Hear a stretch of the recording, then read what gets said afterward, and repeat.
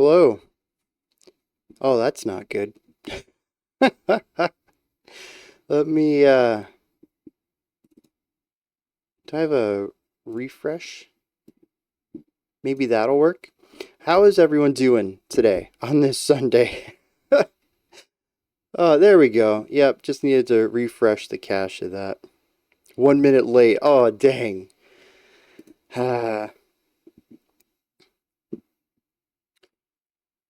I guess I'm just gonna have to cancel the whole stream now. No point in imperfection. Perfection or nothing, that's how it goes. uh, Eating lasagna? I, I'm like, dang, that's pretty good for a midday meal, but I forget you're in Europe. It's probably, what about dinner time for you over there? That makes sense. Refund request imminent. Hey, Pear, what's up? I don't know if that's gonna stand. I, uh, I have my door cracked instead of closed because I got to keep an ear out for some stuff. And, I don't know, air pressure changes. The door keeps opening and closing just a little bit and it creaks. 5 p.m. over there, yeah. Expecting an apology video in ukulele song format. Best I could do is black metal. Sorry. uh, Alright, we gotta observe the train here. Johnny's here. Youth Worship Explosion. I completely forgot who you are on the other. Oh, wait, that's Cruel World, right? Yeah, I gotta close that door. Come on. That's a shame. Bill's here. Synips. We got Pear. There's no prize to perfection or something like. I like that. I would love to see a black metal apology video. I'm just gonna growl random stuff and then I'll just type in the subtitles whatever I wanted to say and there'll be no chance of ever hearing that in what I'm delivering. It'll be like pure black metal experience right there. Although I guess it's more of a death metal thing. I feel like death metal's the one where I can never, even with the lyrics in front of me, I can't really piece together what's being said. Oh, geez, the Youth Explosion. You corrected me on that last week too, and it's just completely slipped my mind. Black metal on ukulele? No, I've heard death metal on ukulele. And grind core on ukulele, maybe? Hmm. Maybe it's just death metal. I don't know. I don't think I've heard black metal on ukulele though. That's it's gonna sound weird. Death metal is usually more intelligible than death metal. Uh, I don't know which way that's supposed to go. One of those is a typo, I think. Yeah, okay, there we go.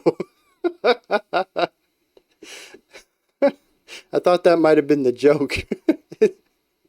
That there's varying levels of death metal. Hey, Leon, welcome. I'm trying to remember where I've heard that death metal ukulele, though. It was a YouTuber. I think it was like some sort of joke song. He did some ukulele covers. I can't remember who it was. Yep, that's just, if anybody has ever seen anything like that, let me know. I'm trying to jog my memory here. Shout out all the irrelevant IRL and focus on the important the important viral life. Yeah, yeah, close the door, ignore what's happening out there. I just give up on lyrics. Can barely understand words of pop vocals. Dude, you ever listen to a song with like high fidelity production, clean vocals, and you listen to it for like 10 years, and then you read the lyrics and you're like, wow, I was way off. And they're not even growling. It's when you realize your ears are just terrible because you're a singer. I wonder if that makes it better or worse. Words are hard to hear. I think enunciation definitely plays a big part of it. Lyrics are the least important thing in any song. Whew. Sarah Longfield and Rob Scallion.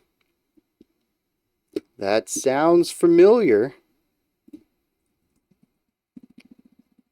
Let me look this up real quick.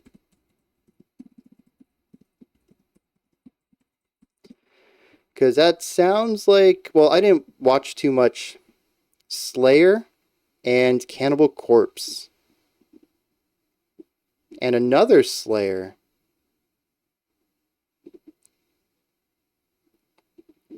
Actually, they've done a lot of them. This might have been it. Yeah, I saw the Payback one. Slayer's Payback. That might have been it, though. They've done a lot, though. More than I expected. Might have to listen to more. I didn't think it was Rob Scallion, though, because I didn't watch a lot of Rob's videos back then. But I did keep tabs on Sarah for a while, because she was putting out some crazy awesome stuff. I think that was before she left her band, too. The Fine Constant, is that what they were called? Can we see the song listed for today's live stream? I have it posted in the Discord, in the new videos room. And I think that's it. I don't know where else to post it because Discord doesn't have a description box like YouTube does. So I can't put it here. Not Discord, Twitch doesn't have a description box. So I can't put it here. I could probably put it on my Mastodon if people followed me there, but I don't really have a lot of followers, and I don't know how many people actually care about the live stream that are following me on Mastodon. So I don't know if that's actually worthwhile either. Make a command. Make a comment and pin it. Okay, these are all interesting things I did not know I could do. Let me see. Where is my list? Right here. Alright, so if I put this in here, well, that doesn't look great, but it's there. The, the formatting's a bit rough, but I can pin that. Manually unpin at the end of stream. Okay. I think that's good. Does that work for everyone? Alright. I'll look into this bot command stuff. Like I mentioned last week, the world of Twitch and what I can do as far as interactivity and bots and all this stuff is a massive rabbit hole. And I have zero experience with it at all. So I will be diving into it and trying to improve this stream with all the cool things Twitch can do. Brian, you are a bad streamer. Dude, I'm a bad YouTuber. I am terrible at pretty much all of this except for what I like to do, which is talk about music. That's where I excel. I really need a manager to do the marketing, to do, I don't know, graphics and stuff, thumbnail. Actually, I like my thumbnails. But like promotion and all the stream stuff, like I'm so bad at. Where's my ukulele? Bet. I do have a ukulele. I'm not very good at it because the string ordering is weird. I like lowest string up top, highest string on the bottom, like a guitar. But here the highest ones are in the middle and the lowest ones are on the outside, and it is wild. I've never really got a hang of it, and it means like all the chord shaping's different than guitar too, and I think like when I pick up different instruments, that's fine. But when I pick up two string instruments, but they have totally different tunings to them, and I can't use the same chord shapes, like my brain gets, I don't know, gets wired weird. I don't like it. Improv apology now? Dude, it would sound so terrible.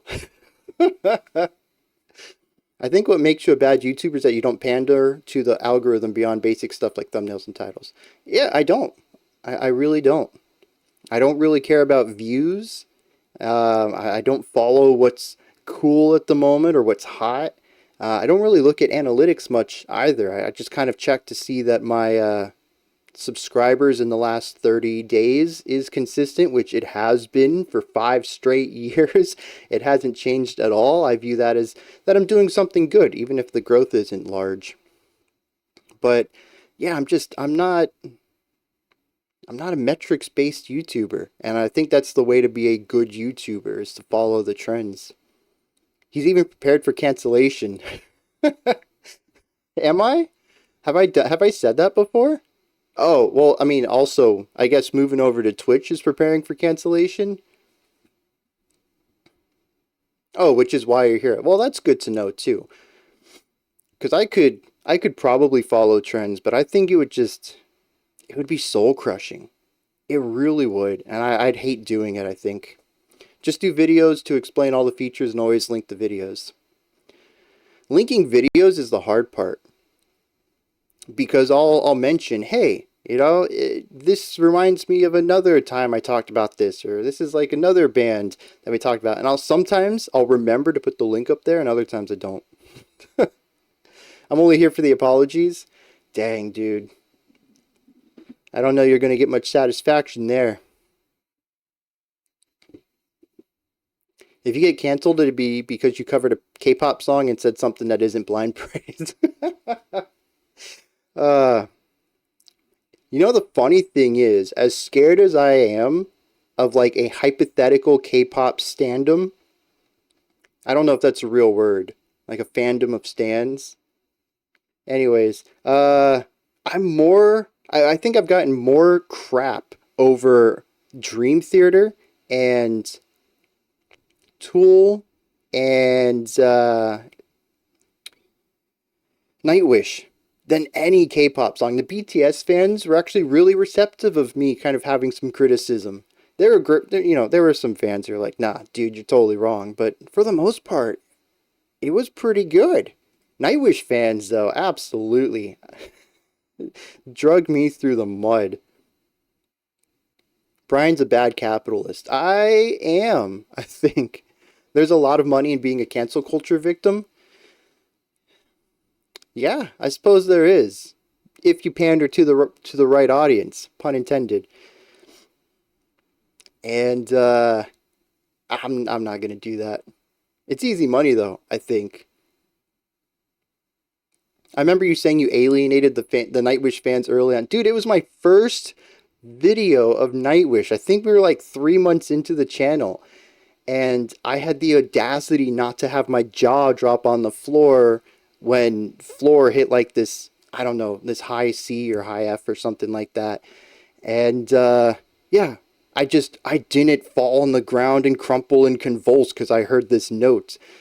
And they were like, how do you listen to this and not have the most mind-blowing experience ever? I'm like, dude, it's a note. You listen to opera, you hear this all the time. She's a great singer, but this isn't mind-blowing. Well done, sure, very skilled. Yes, I can't do it, but unique? And at that point, Nightwish fans just hated me.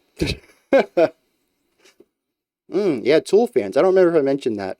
I'm happy you didn't devolve into a Nightwish fan channel. Nah, man, Nightwish, they get me though. I think that's the thing. I like half of what they do. I generally, the other half kind of bounces off of me. Not that it's bad, it's just not my cup of tea. And I really want to like them, but they always do some stuff that doesn't quite click with me. And I'm always in that love-hate mode with them. I kind of wanted to be a Nightwish fan. They do some really great stuff that other bands don't, but it just never completely clicked. Cancelled by the woke Nightwish mob? Getting canceled isn't real. I actually like that. I don't know if you're being snarky or if you're being serious there, but I do agree with that generally. Being canceled just means that you have to find a new platform that will raise you up. You will not be canceled. You'll actually be magnified through it. Your voice will be amplified. Usually. Woke wish. Do a high C in mixed voice and I'm a bass. It's not that impressive to truly skilled singers. K-pop fans aren't used to music with actual musical knowledge, breaking down their music in depth like you do. Nightwish, Dream Theater fans, etc. think their music is the most technical music ever. See, and I wonder if that's part of it too. I don't watch a lot of K-pop reactions, but based on that comment right there, it sounds like there aren't a lot of music producer reacts to or composer reacts to. But with Nightwish, you have all sorts of composers and vocalists reacting to it and losing their mind. And maybe that is legitimate. I don't want to call anybody out for doing things for the clicks. I don't know who does what. I don't know what kind of biases people have.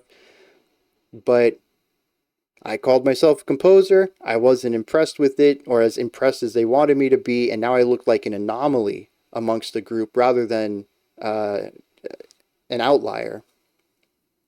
So I think that's interesting too. I never even thought about that. Just like with Genesis and Opeth, but I still love Yep, two bands that are very hit and miss with me. Unless you get completely deplatformed or go to jail or something. Yeah, no, I completely agree with that. Yep. Being canceled just means you're being canceled by one group of people. But there's going to be an opposition that'll end up supporting you, so. If Brian became a Nightwish fan, would he have to hate himself? Oh, geez, we're 20 minutes in already. Let's get some music going. Twitter canceling means almost nothing. Yeah, I completely agree with that. Isn't there supposed to be music here? Yeah, okay. We got to get this rolling. Did Dr. Disrespect start streaming again? He went to Kick, right? I mean, that's where all the ex-Twitch people end up going. Either that or Rumble? I've heard that Rumble does streaming now. No one even likes music here. I swear, most of the conversations we get on in these, whatever these are... Oh, I gotta refresh this too, huh? In these live streams, they're rarely music related. All right, that should be... Oh, no, it didn't. Oh, there we go. Yep. So... maybe I gotta redo that later, but I guess these are two completely different web pages. I thought I just shrunk the size of one page and formatted it differently on both of these scenes, but I guess they were different. I had to refresh both of them. I only like subwoofers blurring inaudible bass frequencies at absurd volumes.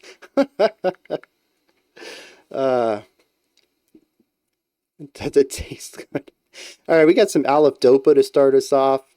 What do we got? A comment for this? Taranekla, a song with no relation to the season. The song is called White Sun. Let's see. Get this over. Let's dive into this. See what's going on with AILIFDOPA.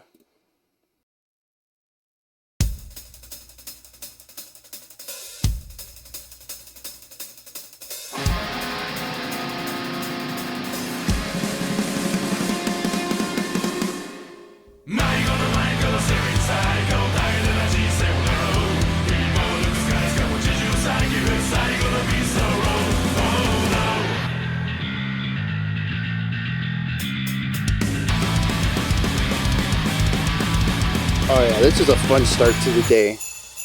Jingle bells. What?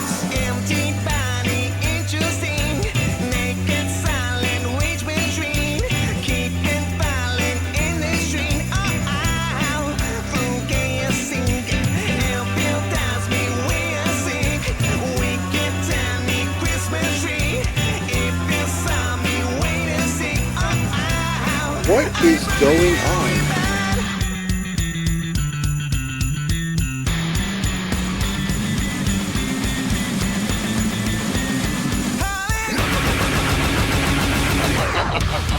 What?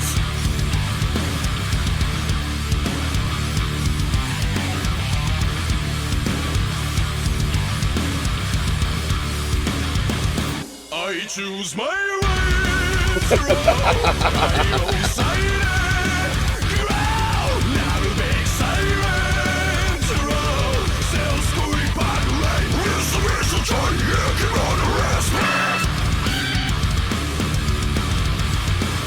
I kinda wish I knew what was being sung about.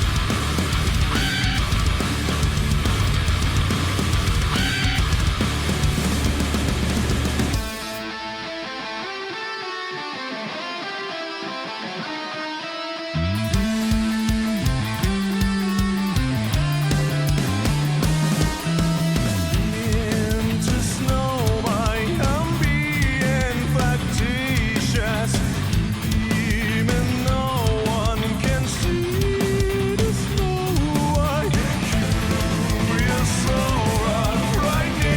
even begin to talk about something like this?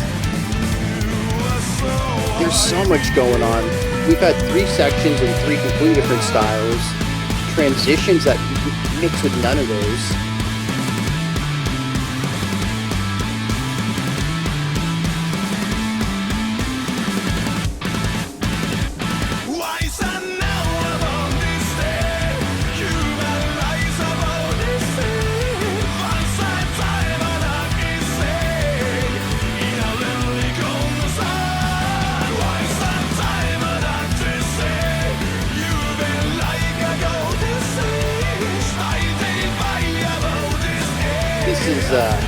This is wild.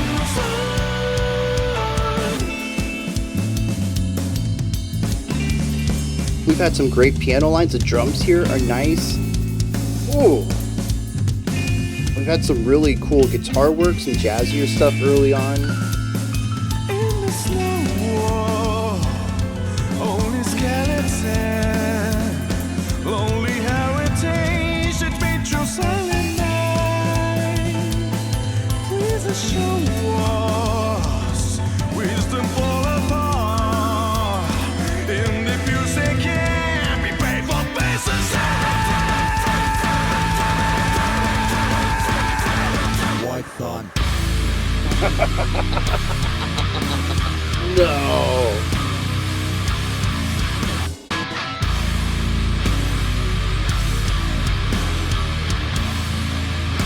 The new headbanging is the 1 foot stomp.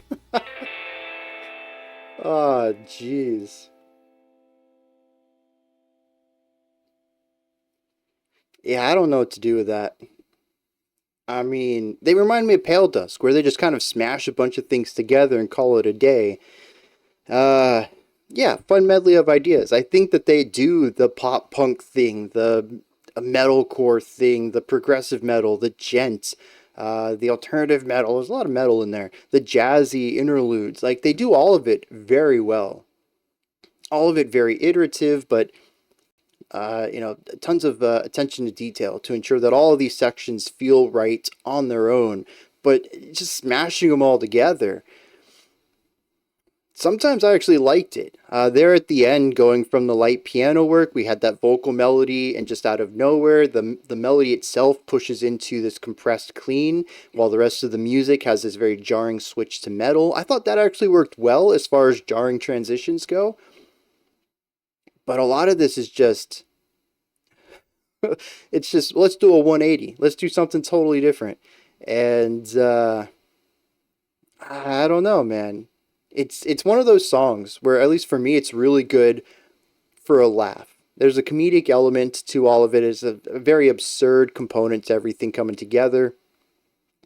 And the visuals, I think, work well with all of that too. There's an interesting story being told there, and that tends to line up with scene changes during these jarring shifts in music too. I think there's a lot of cool synergy going on there.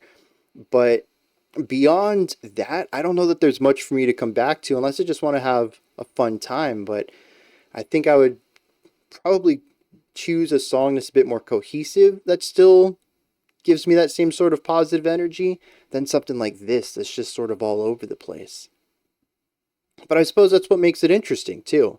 You know, if you're not a fan of static ideas, this band's got your back 100%. They don't stick with anything for too long. I need to listen to more Psy. What I've heard from them is pretty good, and I think I gave a thumbs up to their 2022 album. But there's a lot of older stuff I just haven't checked out from them. I love juxtaposition when it works, but it rarely works. That's where I sit with it. It's a very tough thing to balance. It's just wild, eclectic changes. Some bands can do it, other bands less so. But, that's personal opinion too. I think Between the Buried and Me is quite chaotic at times, but they have a lot of fans, so I'm the oddball there, I suppose. Stratosphere? Have we listened to them? The name sounds familiar, but I can't place the sounds. Fun, but not something I would choose to listen to actively. That's pretty much where I am. The jarring transition seemed blatantly intentional. Oh, for sure. And see, we've listened to a few AILIFDOPA tracks, I think all on Livestream, actually. And I don't have this idea tied to them. So I don't think they're a band that always does this. But maybe they are. I saw some people talking about some dropped frames. Yeah, I dropped like 1,200 frames during that song in these big clumps. I don't know what happened, but it seems to have stabilized. So hopefully that's all good here. Oh, we had them in a live stream once. Okay. I do need to update that spreadsheet though. Or well, actually, I'm transitioning it to a website, which I think is going to be more accessible for your average person. I enjoy looking at spreadsheets. I think it's a fantastic way to organize information, but I want something more out of it to increase the user experience and just make it a little more readable for people who don't like walls of text. So actually, that's why it hasn't been updated. Anxiety inducing, right? Refresh the page and got ads. Wait, like an ad that stopped or went over the video? Or was it border ads? Because I thought I got rid of all the ads I could. We shouldn't have ads playing and interrupting the stream. Okay. Dang, I'm going to have to look into that then. Because, I mean, maybe I can't. I think Taranekla was saying last week that there's only so much you can do as far as removing ads. Yeah, pre-roll, man.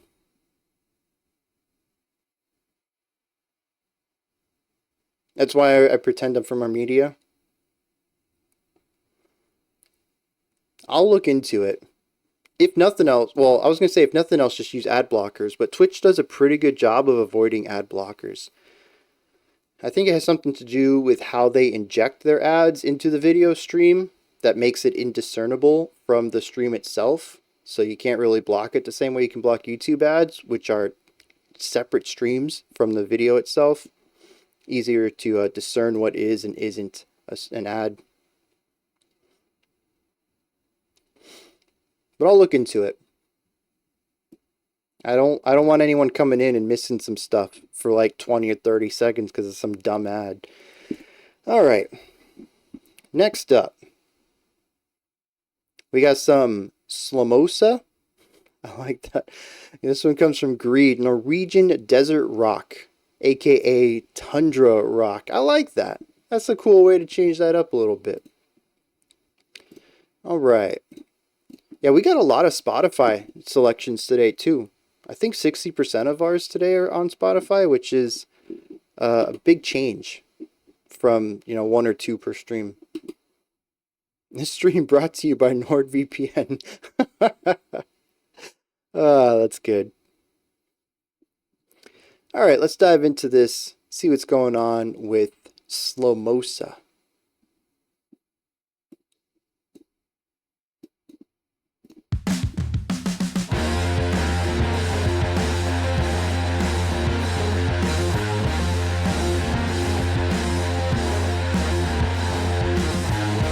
I think it is a made-up genre, just kind of adapting the idea of desert rock to a chilly area, calling it tundra rock instead.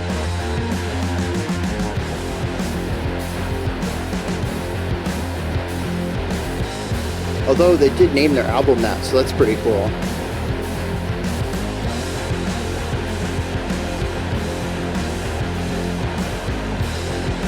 Very large, blown out guitar tone though.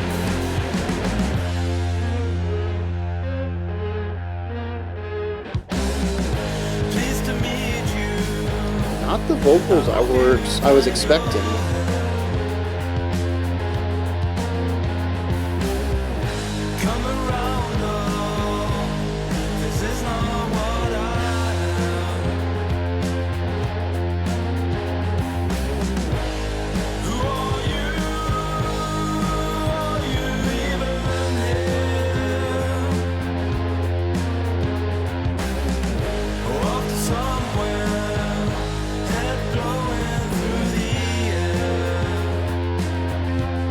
I mean, that makes sense. From what I understand, Kiss is kind of like this focal point where a lot of desert rock evolved from. I must be dreaming it all.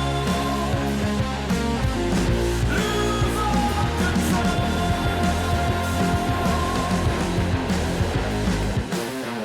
She talks about me every day and every night. Drive you crazy. I'm ready for another round. Who are you? Are you even here? Walk somewhere, head blowing through the air. He buys it all, sings his songs, bubbles. I must be dreaming it all. Lose all control.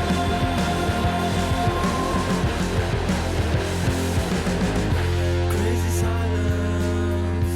How low can you go? The thing with stoner rock, and this song's really leaning into, is that you have to really love the riff. Even right here, we're bringing back the verse riff. There's just not a lot to the song. A lot of unique elements in the composition. And it's one of those things you just gotta kind of close your eyes and enjoy. It's not really meant too much for analysis. Although this is a cool little moment. Little variation on the riff. Different atmosphere. Yeah, it's about the vibe. Definitely one of those, you know, turn your brain off and just enjoy kind of sounds. I kind of noticed that a lot during Stoner Rock Week.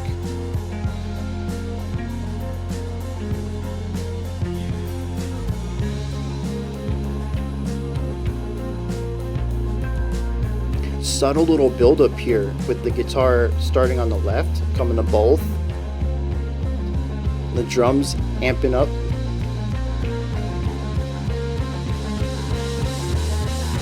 Must be dreaming it all.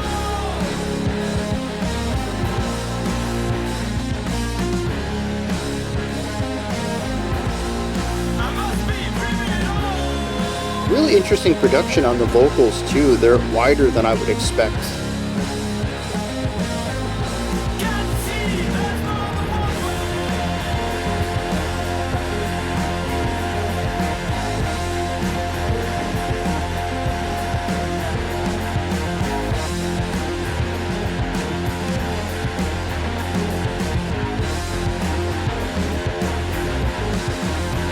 more than one way.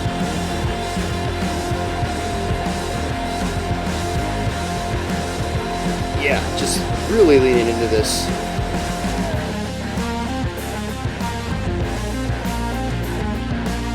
See, I didn't actually know if I was just imagining that. There's like a waviness where the volume sort of like rises and falls in opposing ways on both channels.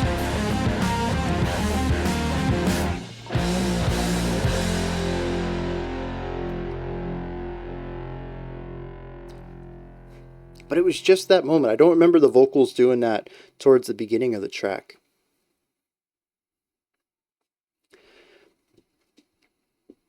But yeah, I mean, like I said, it's a straightforward song. You got your riff, the riff, I suppose I could call it, grooving hard on it in the verse. It's like a, I mean, depending on how fast you want to count the tempo, I count it as a 2-bar riff.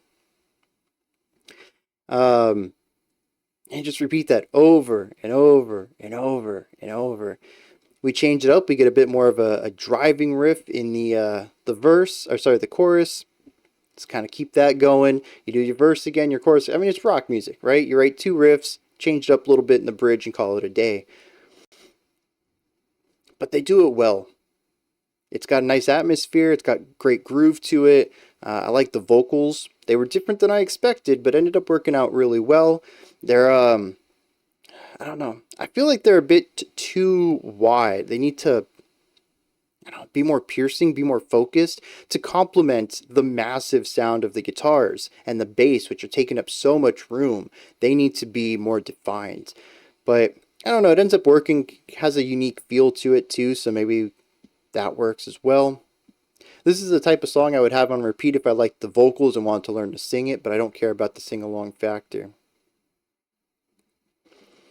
Yeah, I mean, this is kind of what I learned about stoner rock when we did Stoner Rock Week, is there's just a lot of repetition and atmosphere to it. This one didn't have the, well, it did actually, the bridge. It wasn't as jammy as we heard during Stoner Rock Week, but it still did have a little bit of a wandering element to it, just kind of creating this small atmosphere and seeing where it takes us. So yeah, that's most rock. Yeah, that makes sense. I can see that being a thing for you, especially with your love of production and odd ornamental ideas.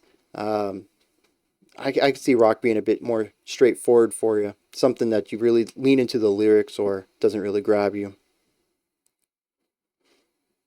All right. Now we got some Kong. This one comes from PL Jogging. You've reacted to these guys before and you thought it sounded kind of messed up. Unfortunately, messed up is my favorite genre. All right. We got us some Bandcamp here. Their description is a bunch of punks. All right. Let's see what they got with the song Gwant. Or Gwant? I like Gwant. I want to see a stoner rock song that takes an atmosphere like this, but improvises like jazz, but with rock instrumentation. That'd be pretty cool.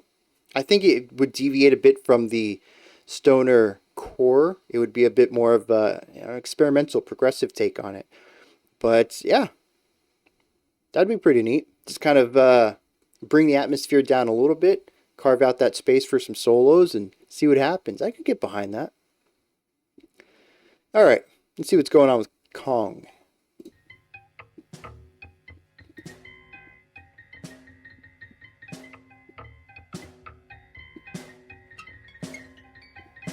I don't care about your labels.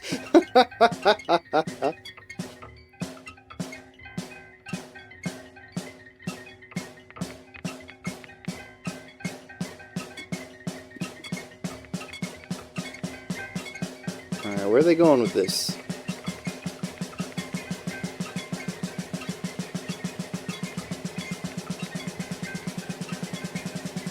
Oh, I didn't even hear that over on the side.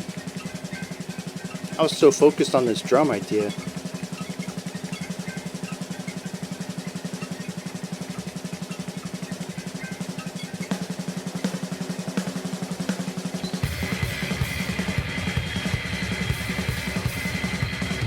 You know, for a second I was beginning to think it was a drum machine, but I think he might literally be a machine at this point.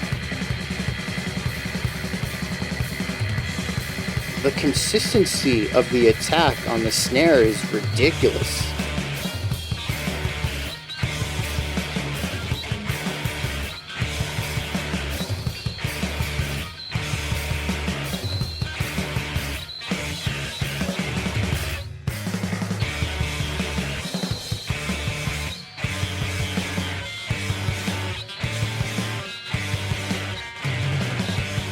Fun having the guitars mimic the drum rhythm, but without that short accentuation. The guitars are wider, more resonant.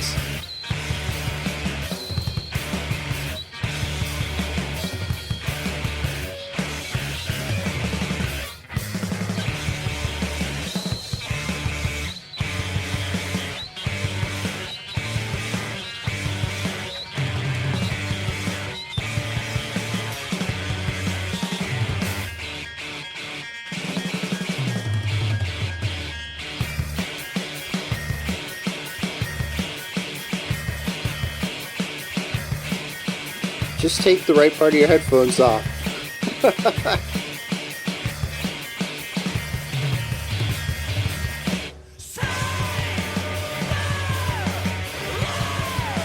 Okay.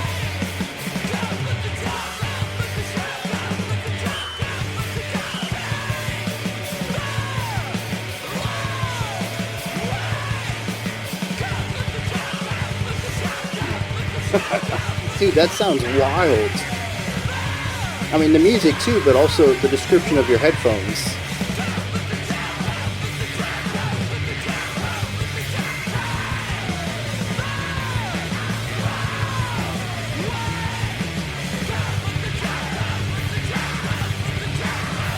So we have the interesting guitar noises off on the right, but we have the vocal shouting off on the left, keeping these ornamental ideas outside of the scope of the main idea of the song.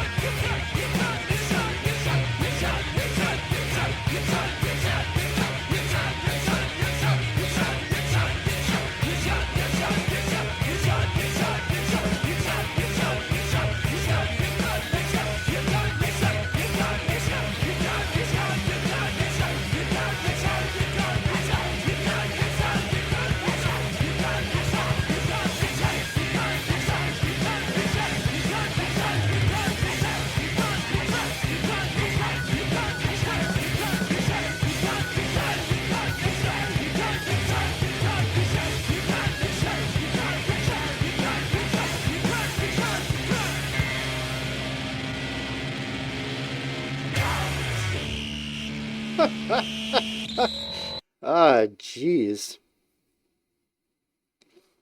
Who is that band we checked out a couple weeks ago? It was a three-piece group, and they had a made-up language, and it was just like wild progressive stuff.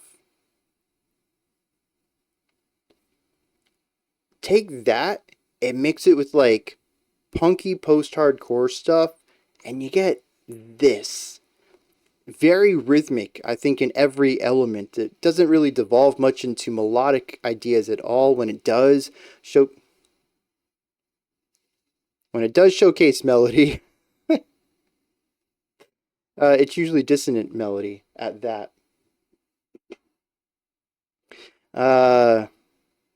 Some type of Zool bit, and that's what I was feeling too. It's jeez, how do you even talk about that? It's like noise,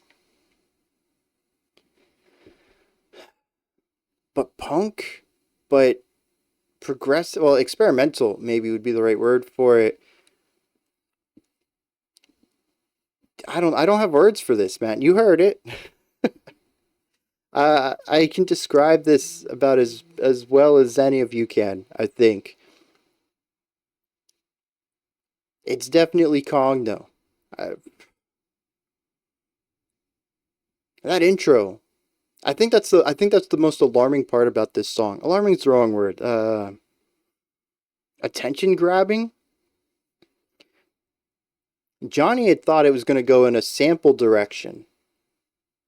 I didn't know where it was going, but I think it subverted most of our expectations by keeping this constant snare drum idea as the backbone of the main, the first section of the song.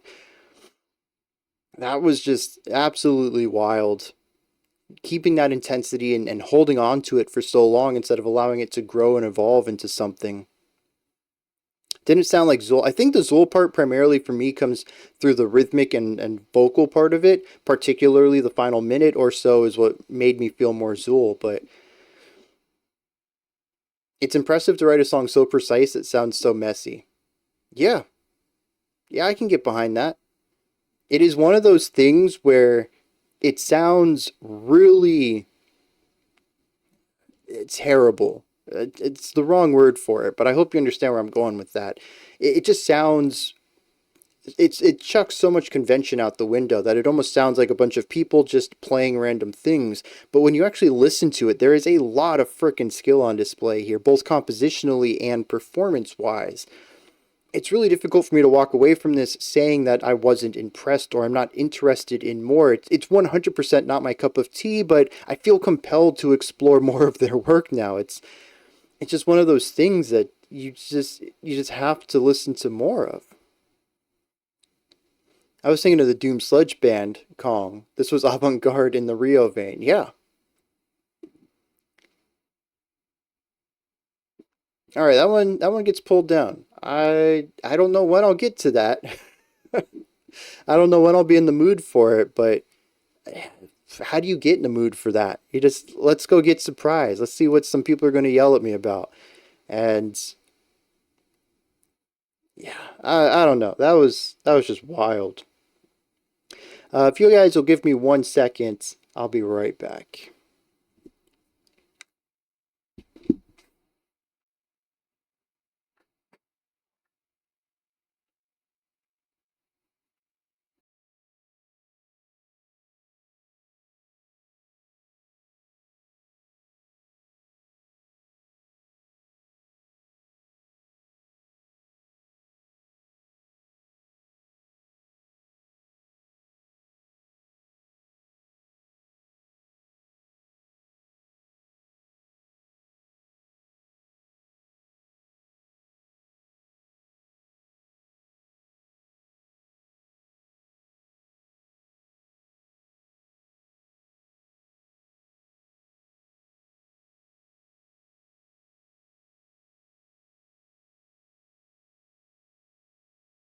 All right, I'm back. 5 seconds already.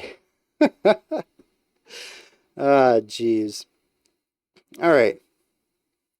Excitement from the originality. Yeah. Yeah, I think that's a good way to describe that. I'm not going to listen to more of this by choice. Didn't pique my interest, nor did it sound enjoyable. Yeah, is he enjoyable? I don't think that's the right word for it. I'm intrigued. I want to know how far they push the boundaries, I suppose. Not something I think I'm going to enjoy casually. Definitely going to be a bit more of an intellectual dive for that. Always good when it isn't aiming to be played on the radio. Collecting your channel. I don't think I have anything to do with channel points yet, do I?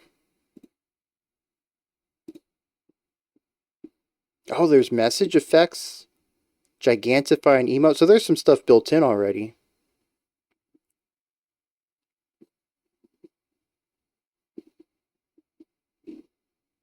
That's going to be another thing I start working on, though. Trying to figure out what I can and can't do with all this stuff. I have an extension that collects them for me. Dude, that's awesome. I mean, I don't watch a lot of Twitch. And I think what I do watch, I don't even watch when I'm logged in because it's just on my TV.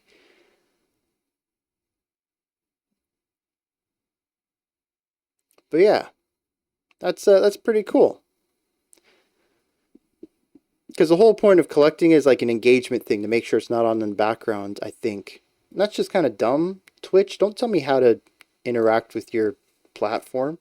I'm going to do it the way I want. All right. Next up, we got some Julia Holter.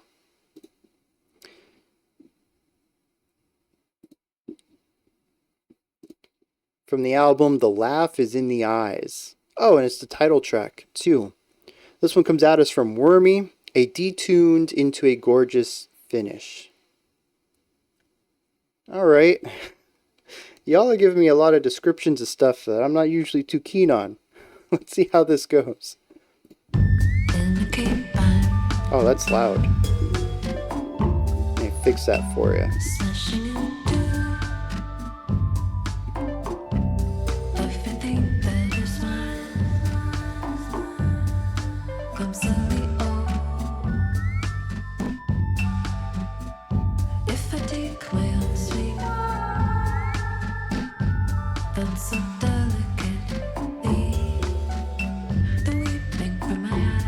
There are some interesting tunings in here, but I feel like it's microtonal.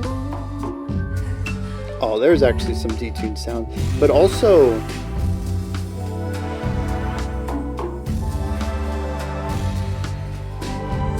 I can't get a read on the key. It might be chromatic.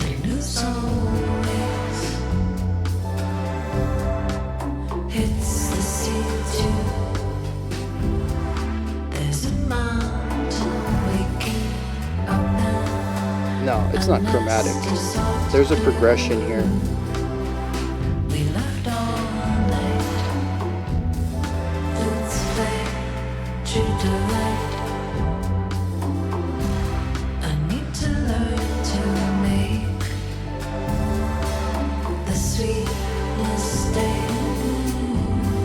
It's an interesting atmosphere nonetheless, though. I love all the little touches. The cymbals sound really great on this track, too. They're crisp and clear in a very electronic way that ends up complementing the sounds very... Ooh!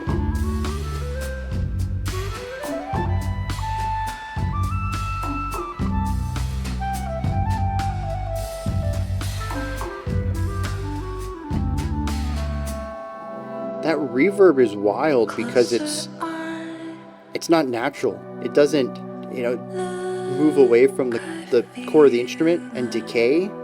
We have the instrument on the left and then the reverb on the right, but only sometimes does the reverb have any sort of presence to it. Other times it's like a whisper.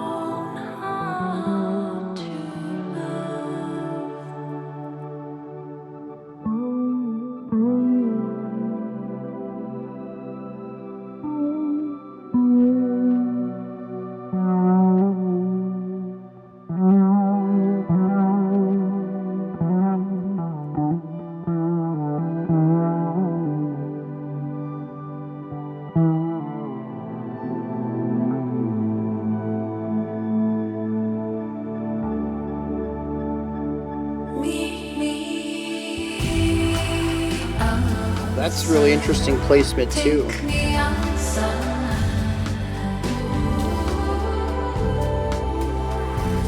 The blowing out bass kick.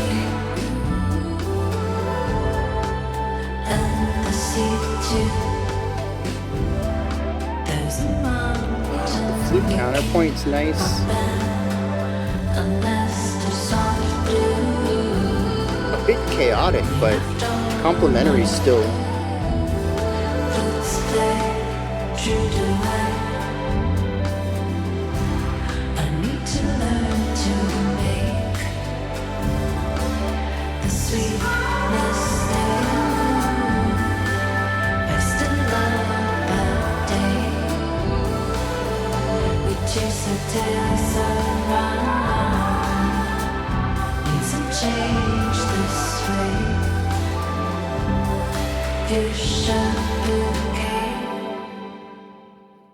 Yeah, that's an interesting track.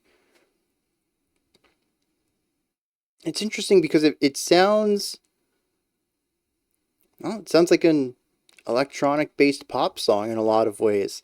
Excellent production, straightforward percussive bits. There's not really a lot of complex rhythmic elements to this song. You got the vocals that are clear and present on top of everything else, and a lot of ornamental ideas that can embellish on the vibe without actually pulling any attention away from that lead melody from the vocals. It's the production's really well done too. I mentioned how crisp the cymbals were. It all comes together into something that is very much pop coded, but what's actually created out of that I think is quite subversive. There is a lot of playfulness of harmony. There's so many different ideas that come out of the chord progression. Like I said at the beginning, I didn't even really know what chord actually, I still don't know what kind of progression we had at the beginning. I kind of got something a bit more dreamlike and melancholic towards the end of the track. I think a lot of that is from the atmosphere more than the chords themselves, but it almost sounded chromatic at the beginning, and I think a lot of that comes down to what I perceive as microtonality. And I think that's really the key to a lot of this, is taking that core pop sound and twisting it just ever so slightly. We have the flute at the end providing counterpoint, but it isn't the typical kind of counterpoint where it complements the core idea by sort of being lesser than, where it fills in the spaces but doesn't really take any attention away from that. No, this flute over here on the left is just trying to dominate the spotlight as much as it can. It's moves in wild ways. It has more energy to it. It has some really spicy notes in there, creating some complex harmonies with the vocals. It almost feels like it's challenging the lead vocals, which is something you would never find in a traditional pop track. It's all these little ideas that just kind of subvert the core pop idea, and I think that's what I like about it. It is very fluffy. I think that's a good word for it. It's very much in the clouds. Very light and ethereal in a lot of ways. It's just solid production, though. It sounds good to listen to.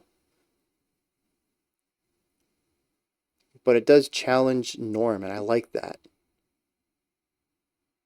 I'm going to have to check out some more Julia Holter later. Somebody had mentioned that they were a fan but hadn't kept up with them lately. Oh, this is 2024. Oh, I said it was a title track, but it's a single. The single is called the same thing of the song. That makes sense. But she does have a 2024 album, Something in the Room She Moves.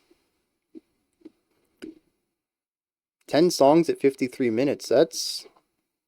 yeah, there's some 7-minute tracks in here. It's pretty long for a pop-coded album. Alright, we're going to change things up a little bit. Listen to some Counterparts, which I think is post-hardcore, metalcore, maybe? I might be thinking of the wrong band now that I think about it. Vermilion Gates. Oh yeah, post-hardcore track. Not a genre I know much about, but these guys kill it. Alright, let's dive into this. I'm excited. We don't get a lot of post-hardcore around these parts of the woods. See what's going on with Counterparts.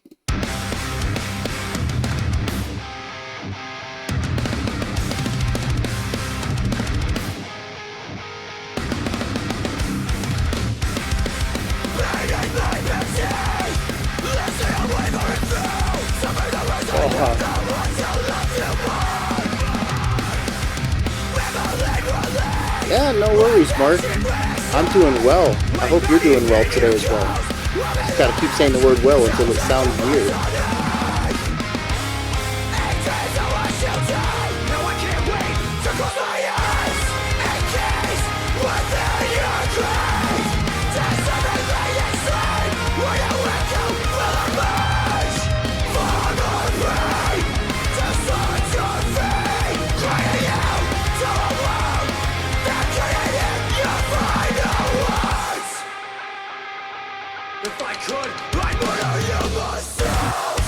This is definitely a song I would have found while I was younger, looking for more post-hardcore, and landed on and enjoyed, except for the vocals. And that's still kind of where I'm at right now.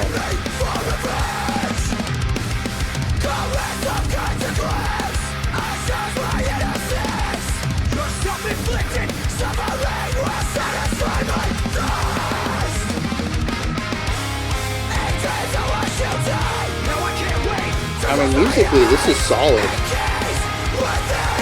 I love this guitar melody on top of the chord-based guitar work.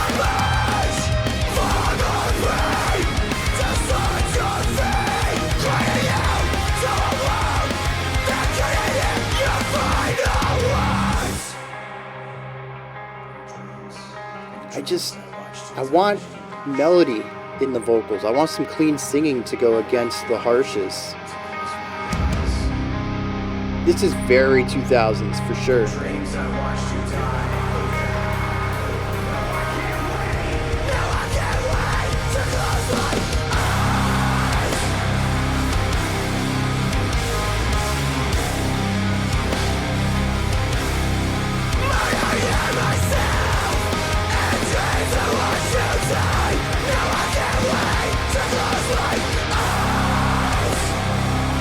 I agree that it's missing that unique component though. Everything is really well done. This is fantastic iterative metalcore.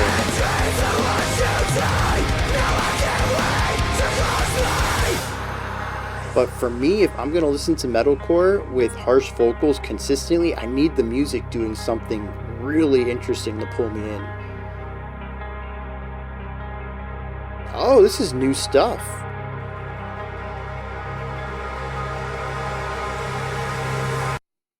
Metalcore is my favorite genre of metal, largely because it's so fun to sing along to, but there's no clean vocals and a huge amount of the genre's appeal is lost. Yeah, I don't know if I particularly have that same connection where I want to sing along to it, because I'm honestly not a great singer. But I do like the sound of metalcore. The tones that the instruments typically have, the chords that are frequently used, and even the melodies that frequently accompany them. Everything about this feels very metalcore in its composition. The thing that just stands out to me is that it's harshes only, which we've actually heard quite a few songs when y'all have given me new metalcore to listen to over the years. A lot of it is harsh dominated. And like I said, I'm not a fan of harshes entirely. I think I've made this statement before, but I always view harshes as an extreme moment when singing just doesn't convey what you want anymore and you have to turn in your voice into something more primal. But in order for that to be a cap of an experience, it can't be the experience, and it just becomes the norm and it loses that emotional connection. And I guess at the end of the day, it all comes down to contrast and dynamics, which are like the thing that I talk about too much on this channel. I do value a lot of contrast, and this song just kind of doesn't have that. I would love for the breakdown to have those really powerful harshes that he has after some cleans to kind of represent other places he's at. And maybe it does work better in the context of an album. Maybe there are cleans throughout and this is just a really heavy peak of the album. And that kind of context is lost on me here. So I might be eating my words if I listen to the whole album. My problem with metalcore is a lot of the harsh vocals sound exactly the same. I've made that comment too. There is definitely especially when you look at alternative metal and the pop metal that we have right now, modern metalcore, we have developed a science behind how to do clean vocals safely. And a lot of that has sort of shifted the clean vocal sound from the variety that we used to hear back in the 90s, maybe even some of the late 80s, the 2000s. I feel like there's just more variety in how people are approaching vocals, but of course that's because some of the ways were more damaging, something that wouldn't have any longevity to it. And nowadays we have found safer ways to do it, and it's kind of reduced the sounds. It's a double-edged sword. People can do these vocals for a majority of their career, but we've kind of homogenized harsh vocal sound. There's less exploration to it. So I think we'll start seeing more experimentation, especially with deathcore becoming a bit more, I don't know if popular is the right word, but we see a lot of deathcore artists with all of their different vocal techniques showing up in reaction channels all over the place. And I hope that they're going to impress upon the next generation of metal vocalists a variety of sounds that can be used. The harsh vocals are all almost identical and not unique enough to justify. Yeah, I agree with that. I like that the knock loose vocalist sounds very identifiable. Yeah, I was thinking, I was like, is he? And I immediately heard his voice in my head. I'm like, yeah, that's him. There's so many unsafe vocals that can be done in a safe way, but it takes an enormous amount of practice. Yeah. And see, that's something I would love to see, especially with charismatic voice doing this documentation of harsh vocals and using cameras and stuff to see how the muscles are reacting. Hopefully we can learn more about it, and through that knowledge begin to develop new technique, safe technique, that people can begin to express themselves sort of the same way that once you hear a vocalist with clean vocals, you can always tell who they are. Each vocalist has a unique timbre to them. And I hope that harsh vocals can kind of reach that point eventually too. Death growls feel the safest. I think from what I've heard that growls in general are the easiest to get into.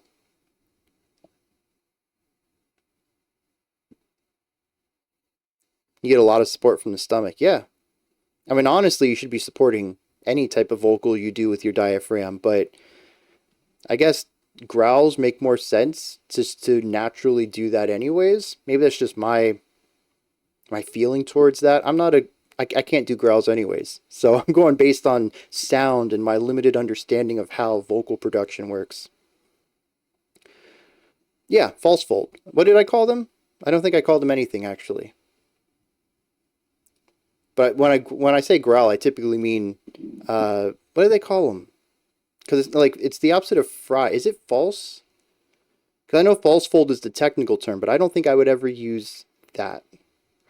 Primarily because I'm not super familiar with that term. With the raspiness of hardcore and black metal vocals, you're getting a ton of vibration. Yeah, it's a lot of sound waves bouncing around, especially hitting the soft palate and creating all this clashing noise that kind of creates that compression that you send out. At least that's my understanding of it. With growls, you can really clear your throat. Oh yeah, yeah, shouting too.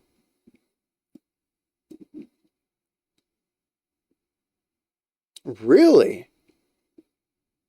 Okay, that's news to me. I mean, it makes sense, I think. Again, with my limited knowledge of how all this works, but that's pretty cool. All right. This has been something that has been intriguing me, or has intrigued me ever since I saw the request for this. The song is called Less Than 3. I've always wanted to know what this is.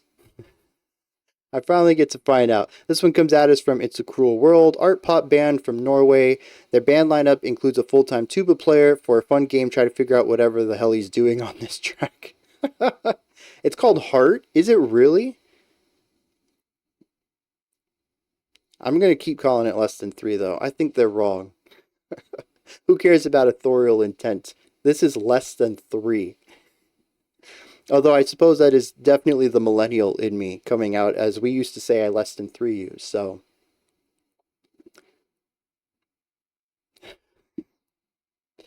Jeez. Alright, so let's dive in. This is pre-emoji Brian. Nah, dude, Less Than 3, oh, it's always meant heart. We've just, my generation never called it heart. That'd be a cool band name, though, Less Than 3. Oh, especially if it's a duo, right? Maybe I'm reading into that, but I like that. Or a single person, like these one-man bands call themselves Less Than 3. You're technically, I know I'm technically right. I'm a millennial. I grew up at the birth of emojis. I'm speaking of the ancient texts here. Let's dive in, see what's going on with this track.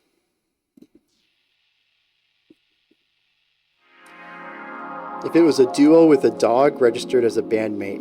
I like that.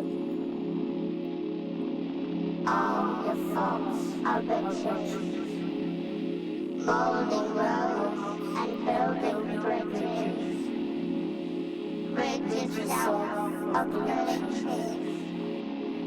Reclaim and look to the front. No shame in being loved.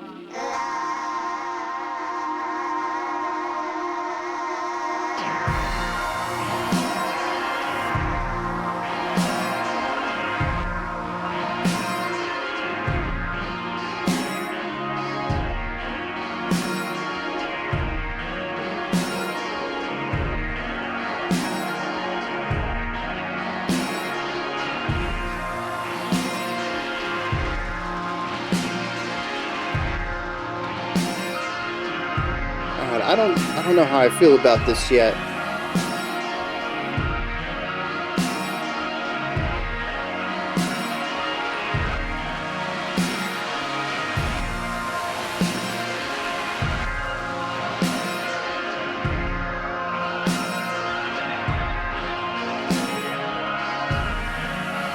It's slow, it's ethereal, Harmony's a bit awkward because of the detuning. There are plenty of things you never knew, just cause you never Oh. bothered to. That hard silence. You never hold me when you need to, and your constant memory is a wall between what is real and what is not. Memories embedded in your favorite pendant, weighing you down, will you rest? Can you dispose of the weight on your chest? Of the weight on your chest. There is nothing there. Still your thought bubbles are everywhere. Your life a compilation of someone else's slideshow, but when you cease to dismiss the imperfection of existence and instead make a bed that you can lie in, as easy as breathing. As easy as breathing. All the seconds spent on dwelling instead Ooh. of being. You Okay, crush this your is head onto going the somewhere ceiling. now. I thought it was just going to be happy with the atmosphere All the it seconds built. spent on dwelling instead of being. You crush your head onto the ceiling. I mean, it's still hyper-focused on the concept All of the seconds spent atmosphere. on dwelling instead of being. You crush your head onto the ceiling.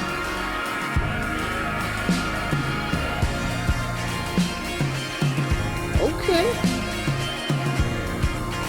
Yeah.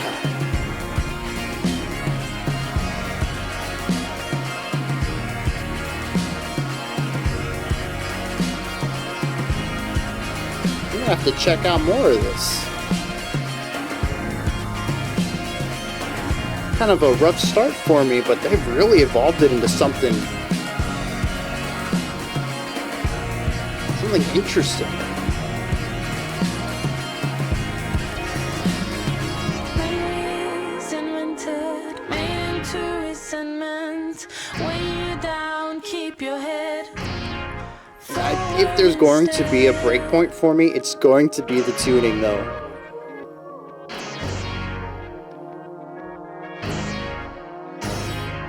You are never there.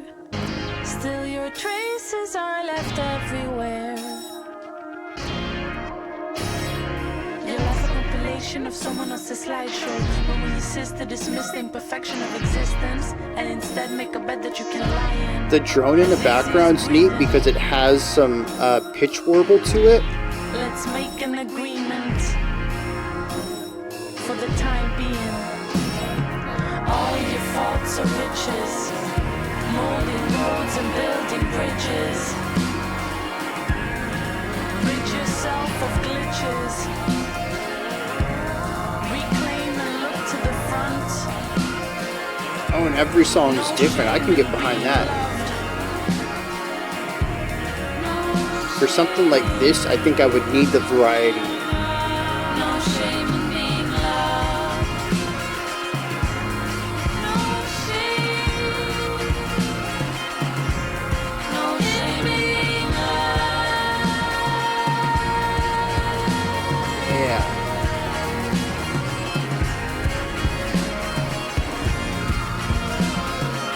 Looks like it's a 5-piece band, too. Ooh. Some hand drums back there, adding some cool rhythmic punctuation.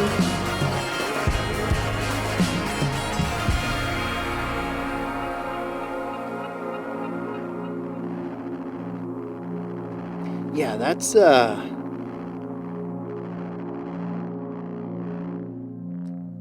wild.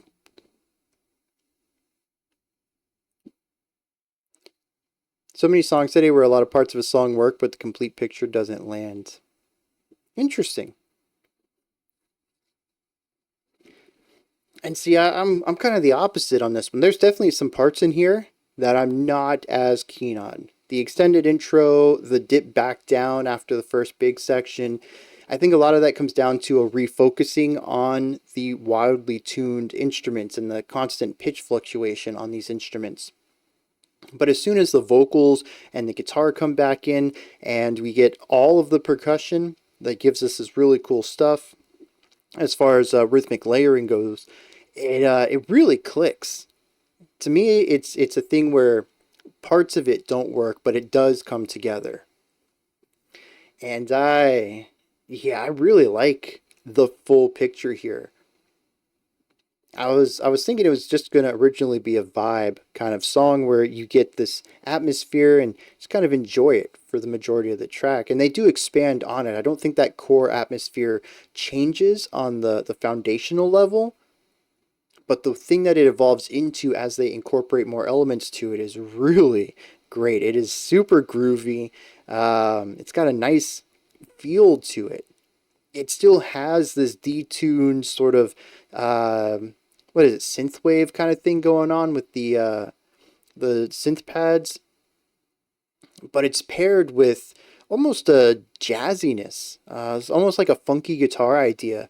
And unlike Leon, I think that the vocals do fit because they are part of the balancing act. When it's just the vocals and the synth, that's a little odd for me. But when it's the vocals and the guitars and the drums alongside all the synth work, I think there's a really nice balance there of bringing together this hazy, gazy synth work with almost this jazzy kind of sound with some pop aesthetic on top. And it's just... it is wild. These are two types of music that I would not expect to be clashed or smashed together, and they are, and there is clash in there. I don't think it is a perfectly harmonious combination, but it's through that clashing, that opposition, that there's actually something really cool comes out the other side. I like to combo the doomy vibe and the R&B-esque vocals. Yeah, it's unique, I think, is definitely the word I want for it. I don't know if I love it yet. And there's certainly parts of this I know weren't my favorite, but I have to see what else they do. This is another thing where I'm just so intrigued I can't ignore it. This is Kong all over again. Doom and B should be a genre? Yes. Yeah, 100%. I feel like we kind of get that in some Doom bands with female leads. But it's not as prominent as I would like. What's that group? Oceans of Slumber?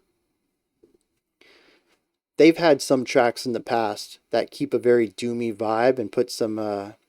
they're not like R&B vocals entirely, but adjacent to that. And I've always enjoyed that from them. I've always kind of wished we could get more of that. Honestly, though, I just like R&B vocals in general. Pair that with anything. If anyone has some weird combos of R&B vocals on something else, let me know. I want to check that out. All right, we got some little Tybee here. Languid. This one comes at us from 2112, December pick. Little Tybee. No context on it. I don't know what's going on here. I don't know who little Tybee is. We're going to find out, though. Let's dive in on this one, see what's going on.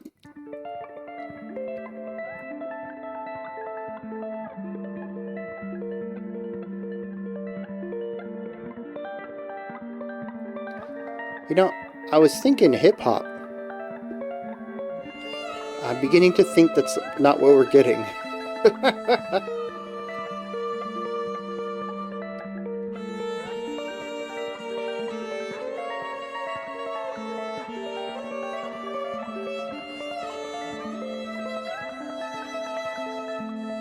Dude. The tremolo finger playing sounds fantastic. I love those harmonies underneath the violin. The violin is crisp too. Fantastic production and playing on that. Oh, the little inflections.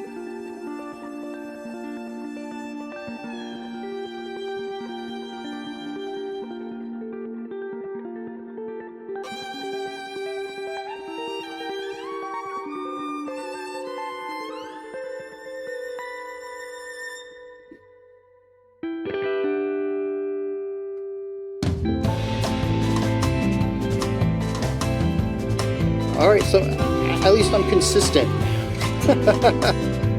I see this name and I think hip-hop. Maybe one day I'll commit it to memory.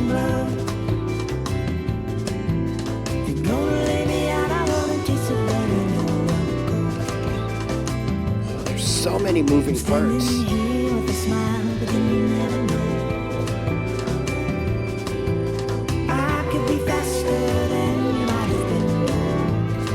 It reminds me of the Family Crest a little bit. Like this progressive folk with poppy vocals. Little Big Big. I like that.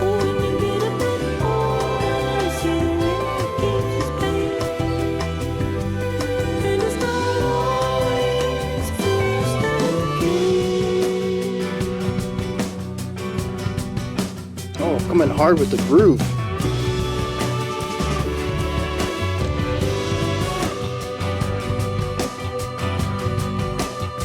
It's interesting to hear so many individual ideas begin to coalesce into a specific rhythm and really punch that groove through. Do the drum work.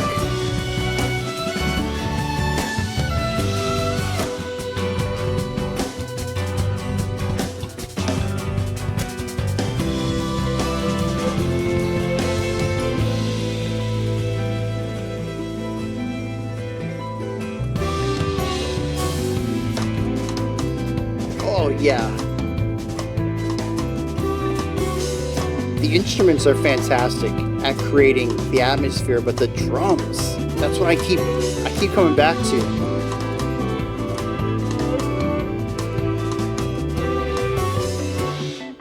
I don't want your rage to go to waste.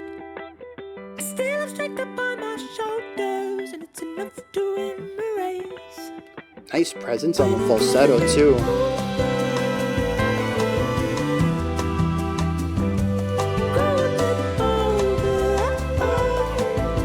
Praga Nova, I like it.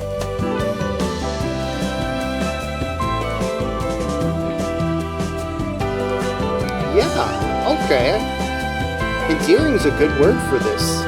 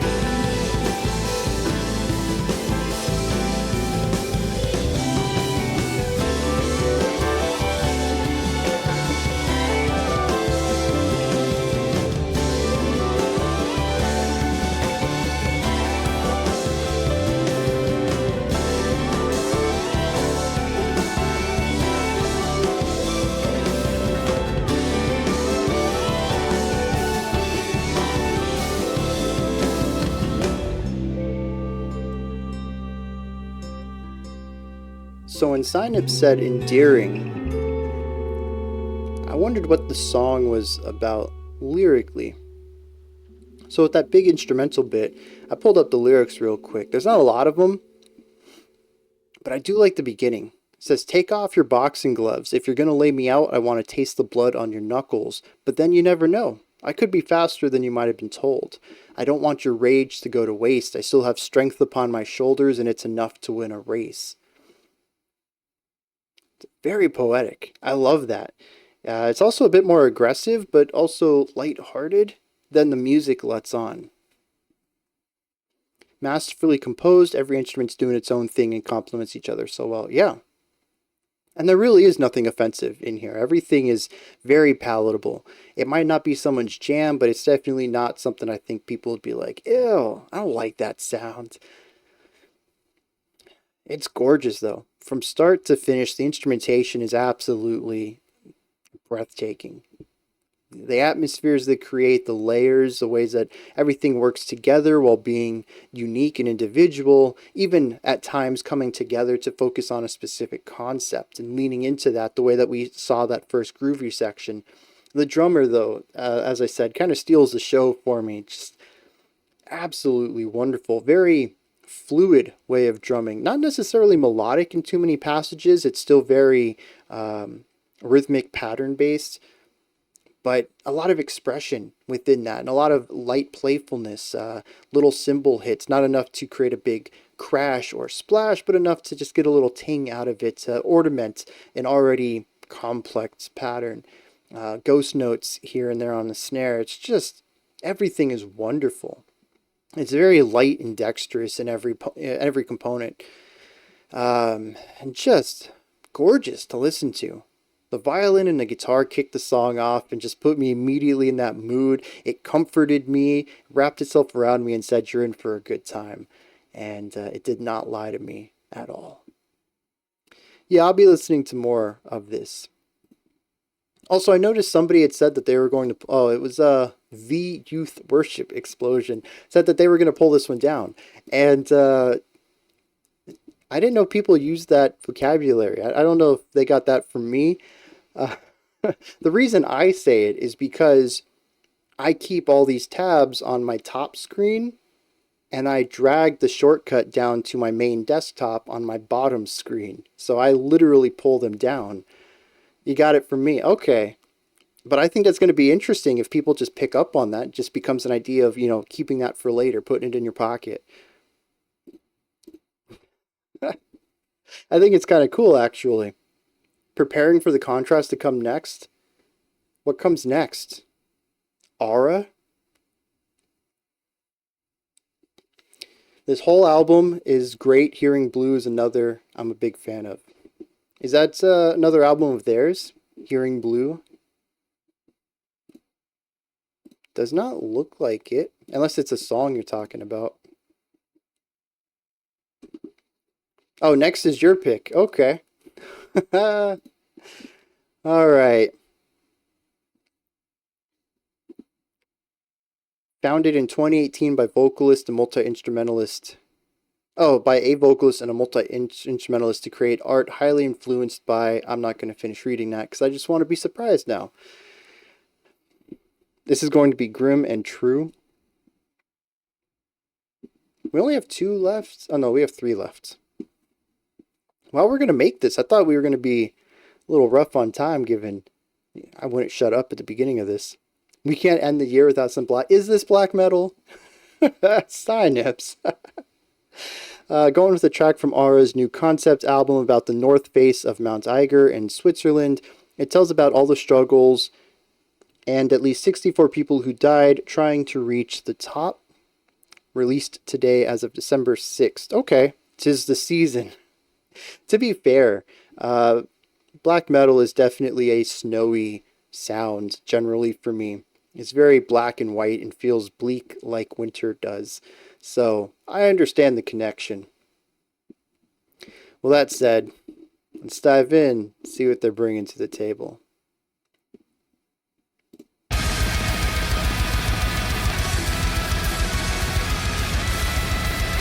Interesting guitar work right off the bat, though.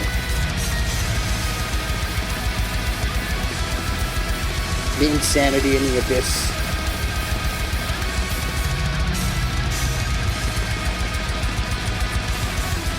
Oh, that's the name of the track. Thank you.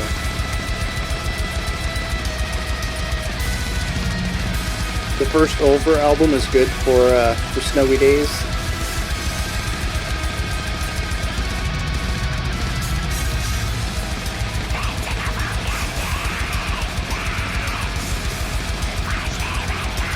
Those vocals. Ooh, that drum work though.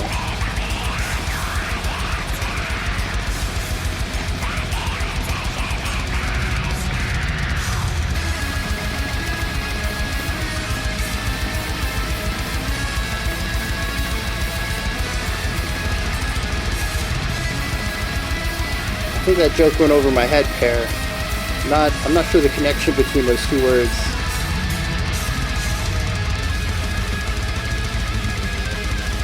Oh yeah, dude, I'm dropping frames like crazy. Looks like it's stabilized though.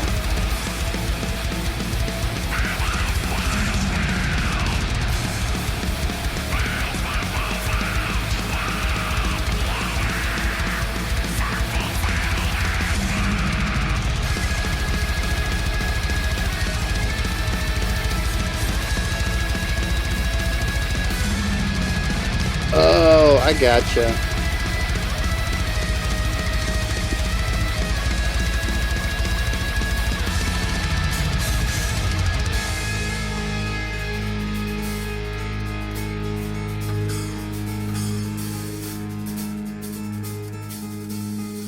Oh, I like the hi-hat work.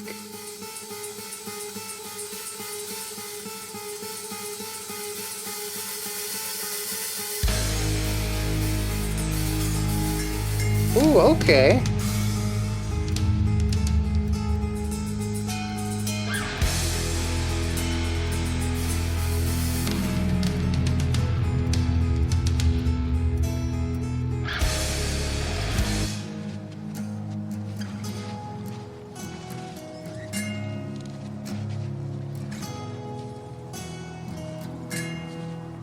This is an interesting direction to take.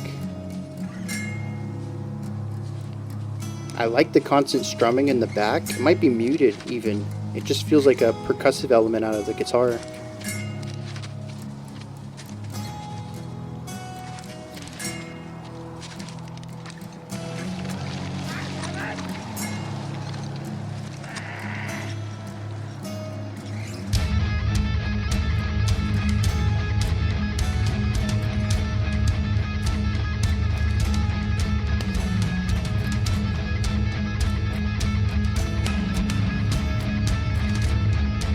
Yeah, where's this taking us?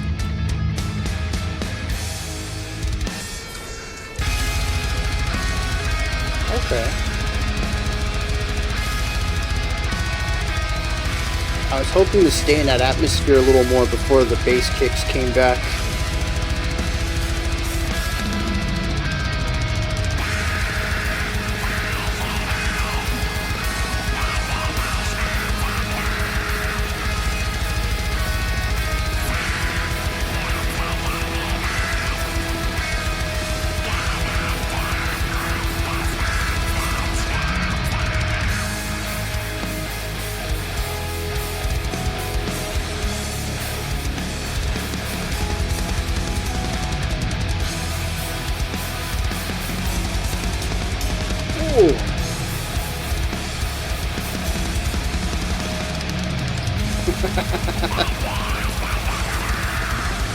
Yeah, I always call these the goblin version of harshes.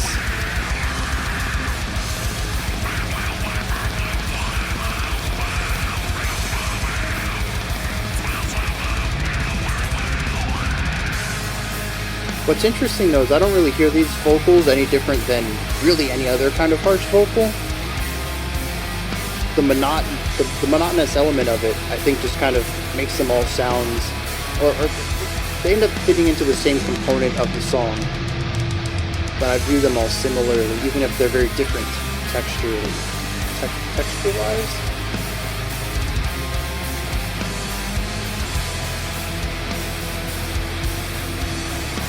Yeah, up next is going to be a rough ride too.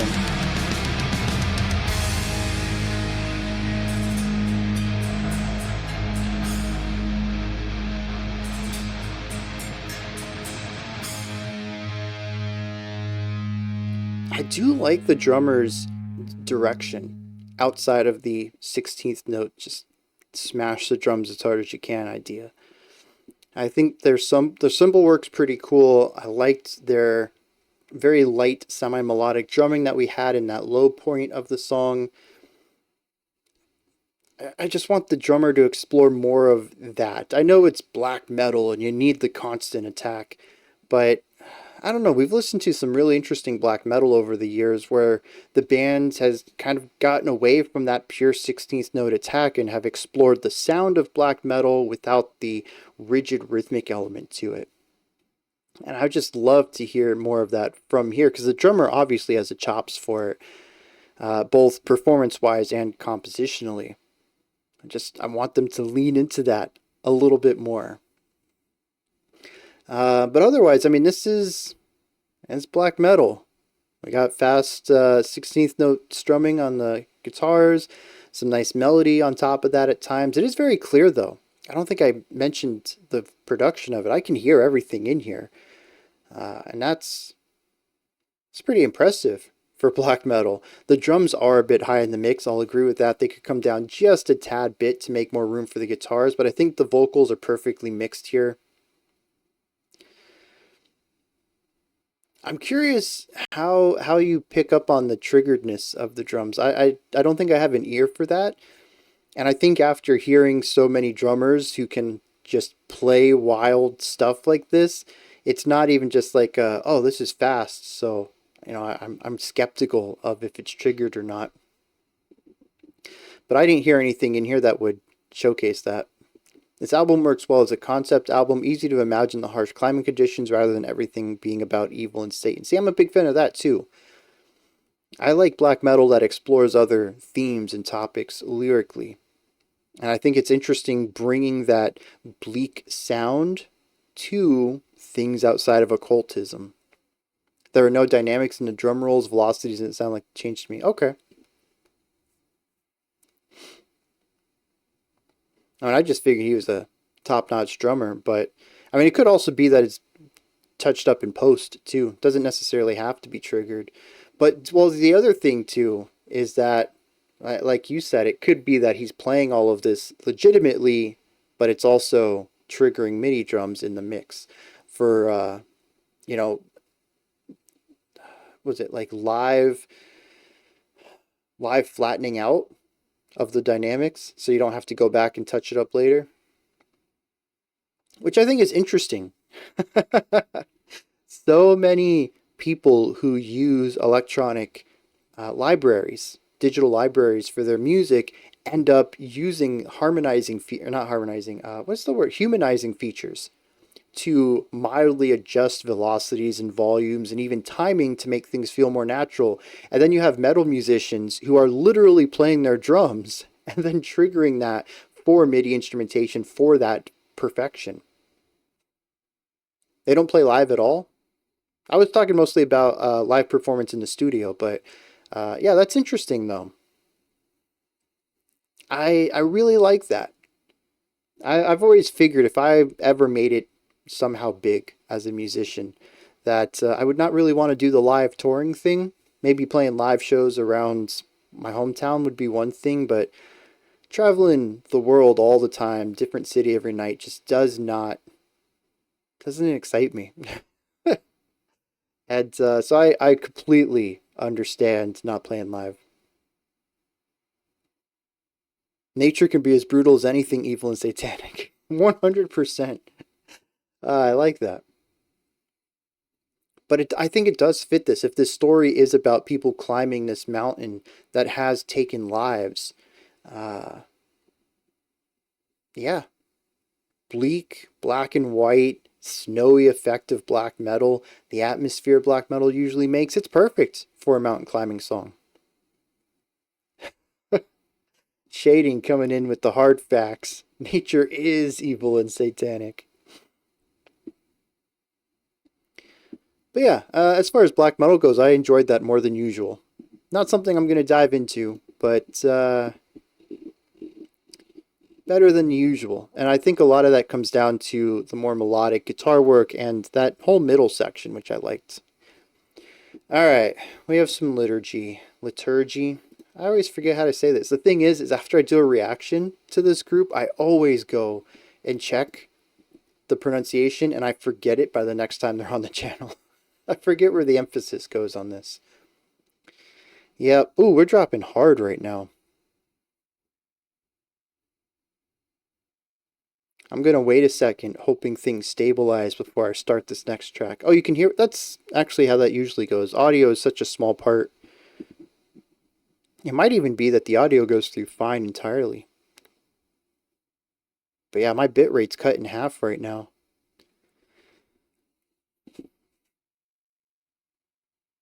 Network looks good. Alright, looks like we're kind of stable. Getting repeats? Oh, dang, that's a hard drop. Let me check something real quick, and then we'll continue on with these last two. Let's do it while we still have frames. Up next is Liturgy, or Liturgy. I always forget how to pronounce that. Yeah, it's not perfect, but I'm holding a consistent 4 megish, so we might be able to turn off your camera. I could drop the bitrate a little bit. Maybe I'll end up doing that if it gets bad again. But right now we're stabilized. So let's dive into this. Comment comes from Barlamage. One of their best tracks from their best developed album by them. What I like quite a lot about it is, unlike their later releases, they make all this wall of sound with standard rock metal instrumentation instead of layering it with all extra overdubs like on some of their other albums. Alright, let's dive into this. Let's see what's going on with Liturgy.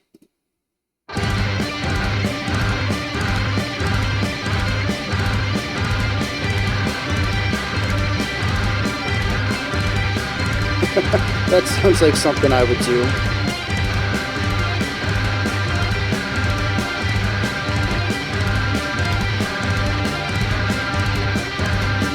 What is that alarm in the background?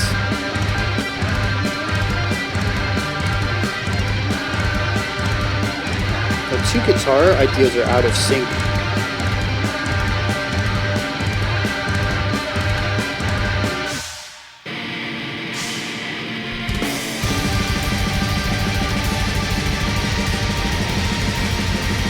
Vocal chop, okay.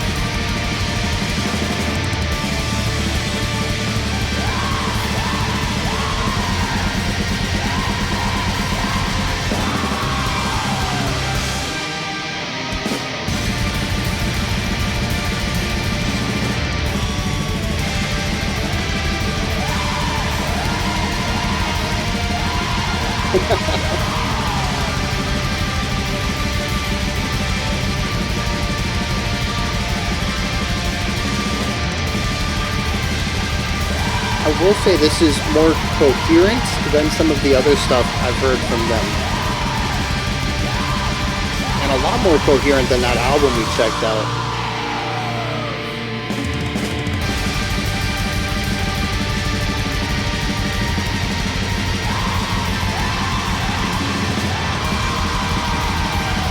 So Johnny, would you say you're enjoying this? Or just more so than expected?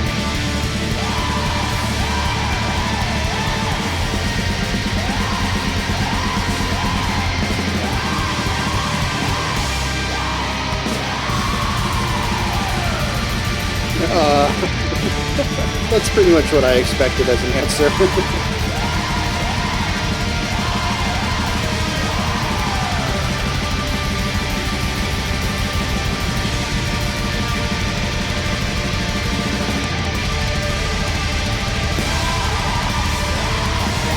Yeah, that's a good answer. Still trying to figure it out.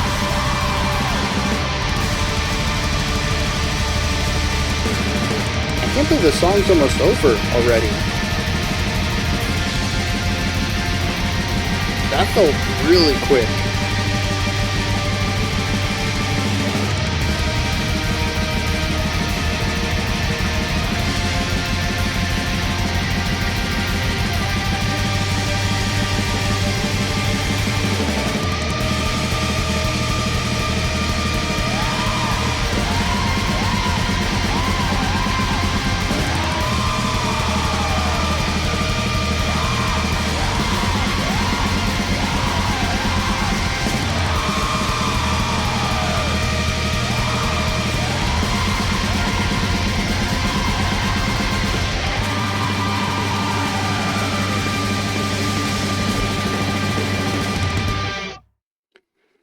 Yeah. That's I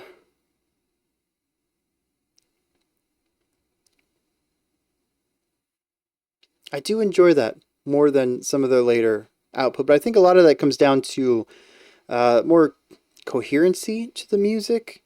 I think just having a focus on the instrumentation does create this focus by definition, but something about it, it just clicks a little bit better. It's still not something I think I'd go out of my way to listen to. It's at the end of the day, still kind of black metal at its core, lots of 16th notes, indecipherable wailing of vocals, but I do like the note choices in here, and I think a lot of that is, it's not low fidelity, which can kind of feel muddy and also focus a lot on higher end stuff. It's high fidelity production, but still focuses on higher end notes. And I think what's interesting beyond that is that even though the guitars are much higher in pitch, the vocals are still even further above that. And it creates this really interesting focus towards the high end of stuff. Got an epic struggle feeling. And it didn't drag on. That's the wild thing about it.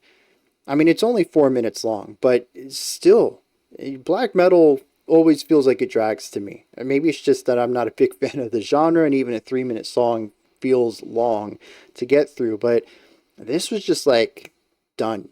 I looked up at the time, and we only had like less than a minute to go, and I didn't feel like, I felt like the song just started. There's a nerve that isn't just brutality, something beyond. Yeah, and you know the DSBM vocals certainly add something to it.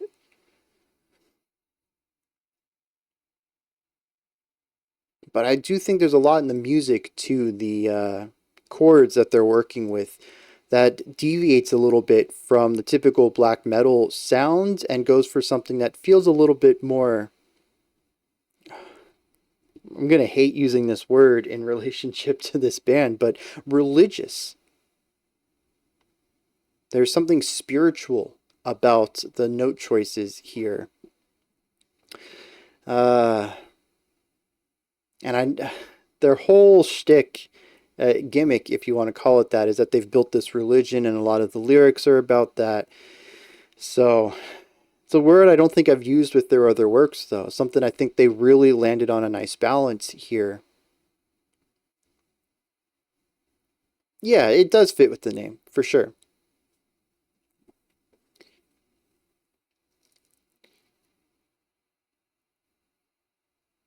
Yeah, I kind of, if the rest of the album is, well, dude, could I take a full album of this, especially with their length? How long did they make this one? Yeah, 66 minutes. That might be a bit much. I think any album of theirs is going to overwhelm me. But I wonder how much more receptive I would have been to something like this than the album I did get, which was 93696. That was their 2023 album. They have a 2024 EP. I'm sure that got posted in the Discord server. I mean, it was May. I barely remember what was released last month, but I probably passed over it because of who it was. 16 minutes though. I'm kind of curious about that now. Yeah, it is a wild album name. It may have changed your interpretation dramatically. I almost say go for it. Go check them out. Their lyrics they're interesting, to say the least. They're pretentious. I kind of get that. I don't know a lot about them. I don't know a lot about the front woman. But I do kind of get an air of that from it. And that's like from a distance. I'm sure if you actually know what's going on, you definitely get more of that vibe. But yeah, I mean, I think that's the song from them I'm most receptive to thus far. That was a good pick for them. I think I'll now have heard this song without any preconceived biases. Yeah. We're going to wrap it up. with a collection of artists. Their name runs off the list. Bass. That's the only context for this.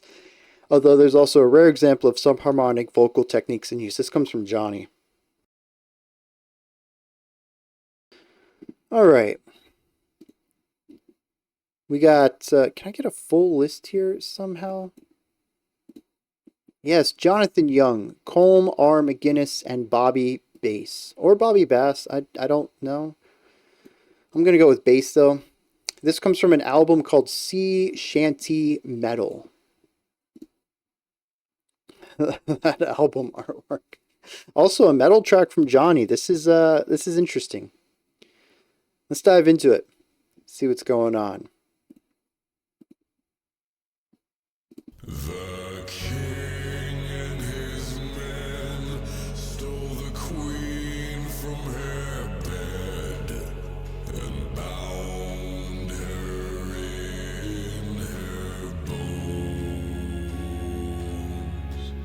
The seas be ours, and by the powers where we will roll. Dude, that's a voice.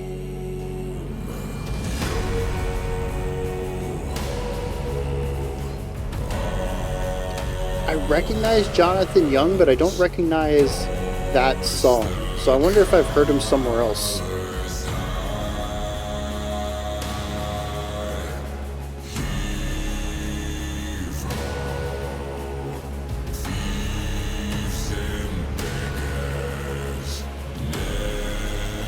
Oh, okay. Jeez, dude.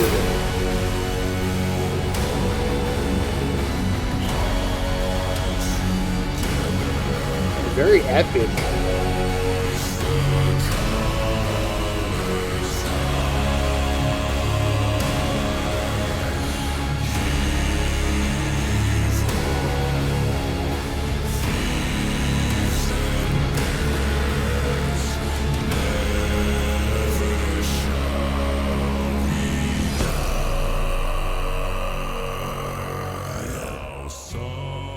Oh, that's Best Band in the Universe. I remember that now.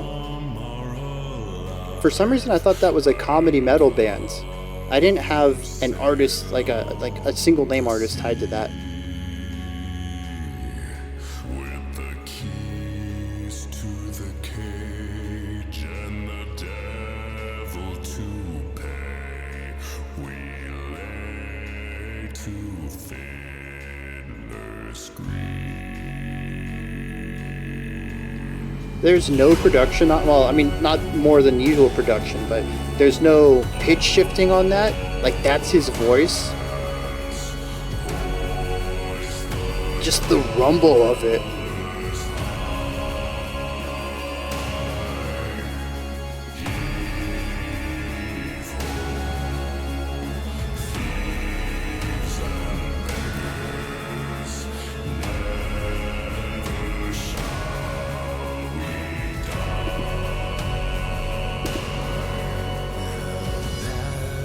Has been raised from its watery grave till you hear its sepulchral tone. Ooh, that little da.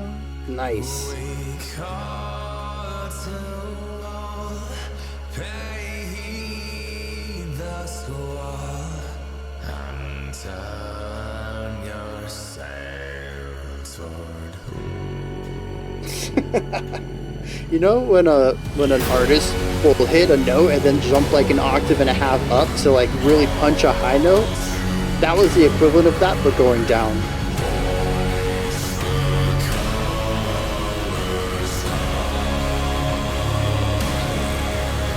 No, I was just thinking it was like a comedy band who made that song.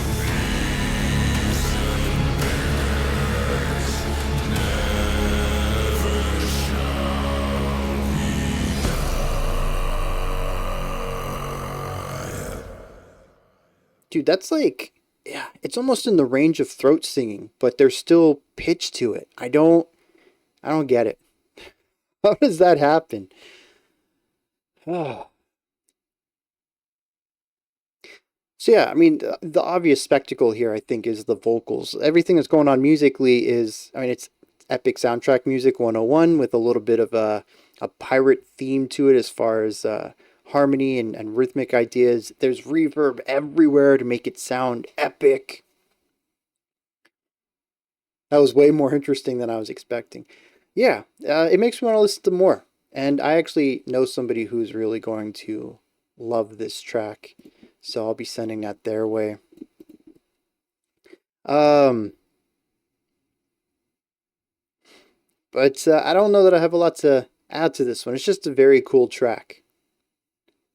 Great chords, great harmony, fantastic production, and that dude's voice is just, it's just wild.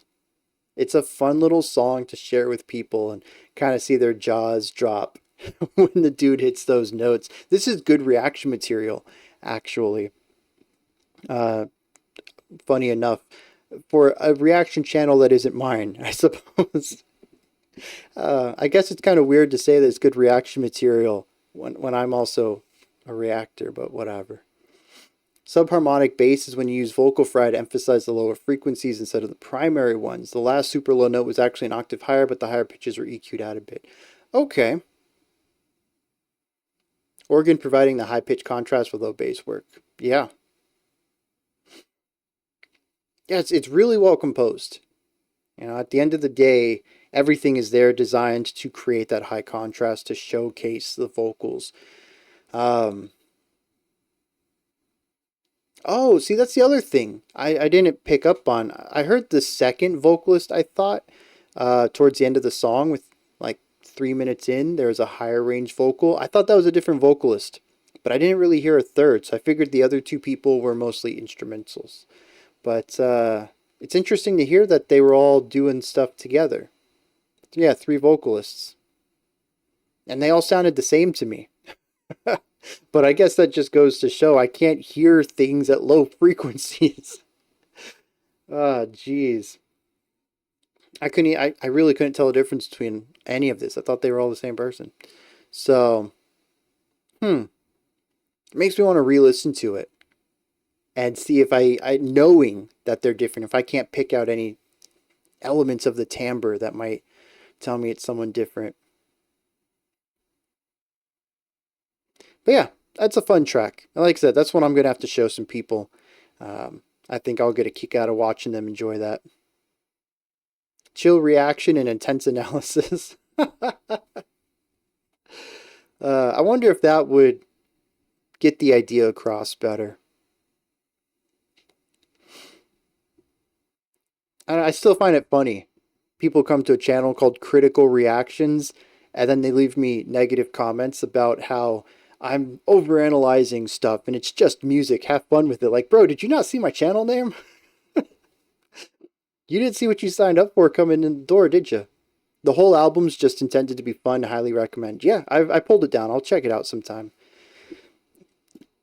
I'm not usually... Oh, 2024. Another one I missed from this year. I'm going to try to get through the last 30 albums, give or take, that I have in the next couple of weeks during my break. I mean, that's only like 2 albums a day. That should be doable. People don't read. That's very true. I love how you wanted my attention. You called my name 4 times to make sure I was listening. I can just imagine this happening in real life. Like, Brian, people don't read. Oh, jeez. This was a good Sunday. Oh, I can agree with that too. This was a good Sunday though. I quite enjoyed this selection of songs. And I pulled 5 down, which is half. That's pretty good. I usually only pull 3-ish down, 4-ish. So that's higher than the usual. Lots of variety today. I love having this eclectic mix to wrap up a year. I think that's just a great way to do it. All right, that's going to wrap it up for today. Y'all have a fantastic rest of your Sunday. Thanks for coming out and hanging out with me. checking out this cool music. Yeah, dude, that was wild. I was sad that we would have to. I really would have been upset that the last two tracks wouldn't have made it, knowing how much I enjoyed them, and how much I think it was better to have the community here for that. We have Whatever Week coming up, a little gift to my patrons for supporting the channel for 5 years. No rules, just whatever they want. There's like some 50 and 60-minute songs in there. So who knows what we're going to get this week. And then that'll be it. After Saturday, which will be the album reaction, we won't have another video on the channel until I think January 5th. It's a Sunday. We'll do the first live stream of 2025, and then we'll kick it off with the theme. Oh, we're going to do Whatever Part 2. I'm going to pick 5 more tracks from the patrons to kick off the new year too. Then I guess we're probably going to do favorites of the 2024. It's usually how we do January. So, but anyways, yes. Since I won't see y'all live again, I'll just hope all of you have a fantastic holiday season and a great new year. And I'll catch y'all next year. See ya.